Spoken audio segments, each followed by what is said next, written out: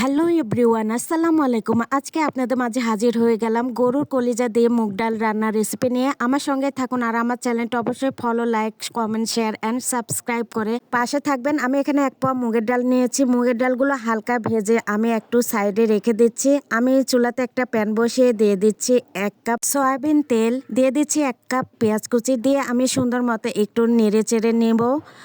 নাড়াচাড়া হয়ে গেলে, একটু লাল লাল হয়ে গেলে আমি দিয়ে দিচ্ছি 2টা তেজপাতা। তেজপাতাটা দিয়ে এবার আমি দিয়ে দিচ্ছি 4-5টা এলাচ, 2টা দারচিনি, 2-3টা লবঙ্গ, দিয়ে দিলাম আদা বাটা 1 চামচ, রসুন বাটা 1 চামচ, দিয়ে দিলাম পেঁয়াজ বাটা 1 চামচ, দিয়ে দিলাম জিরা বাটা 1 চামচ, দিয়ে দিলাম হলুদ গুঁড়ো 1 চামচ, দিয়ে দিলাম মরিচের গুঁড়ো 1 চামচ, দিয়ে দিলাম একটু পানি। এবার আমি মশলাগুলি ভুনে নেব আর সময় নিয়ে ভুনে নেব। দেখেন কিছুক্ষণ পর মশলাগুলি তেল ছেড়ে দিচ্ছে আর কালারটাও কিন্তু অসাধারণ এসেছে। আমি দিয়ে দিলাম কলিজাগুলি, দিয়ে আমি অনবরত নাড়তে থাকবো।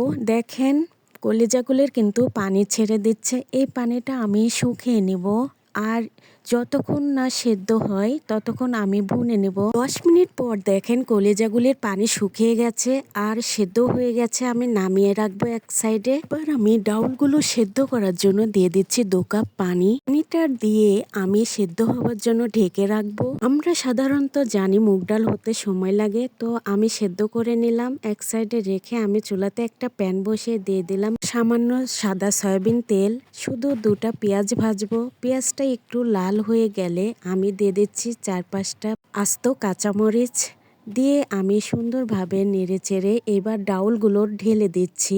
এবার আমি গরুর কলিজাগুলিও দিয়ে দিচ্ছি, কারণ গরুর কলিজাতে অনেক মশলা অ্যাড করেছি, এগুলোতেই ডাউল রান্না হয়ে যাবে। নতুন করে ডাউলের ভিতর কোনো মশলা অ্যাড করার প্রয়োজন নেই। 4-5 মিনিট ডাউলগুলো আমি এভাবেই নাড়াচাড়া করতে থাকবো। দেখেন কিছুক্ষণ পর ডাউলগুলো বলক এসে গেছে আর ঝোলগুলো কমে যাচ্ছে। কিছুক্ষণ পর দেখেন আমার ডাউলগুলো কিন্তু নামানোর সময় হয়ে আসছে। আমি এমন সময় দিয়ে দেব 1 চামচ জিরা ভাজা গুঁড়ো। জিরা ভাজার গুঁড়োটা দেওয়ার পরে কিন্তু ডাউলের কালারটাই চেঞ্জ হয়ে যাবে।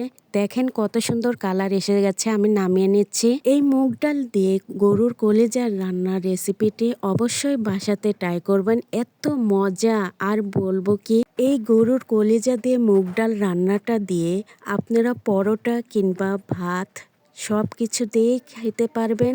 অনেক মজাদার এই রেসিপি।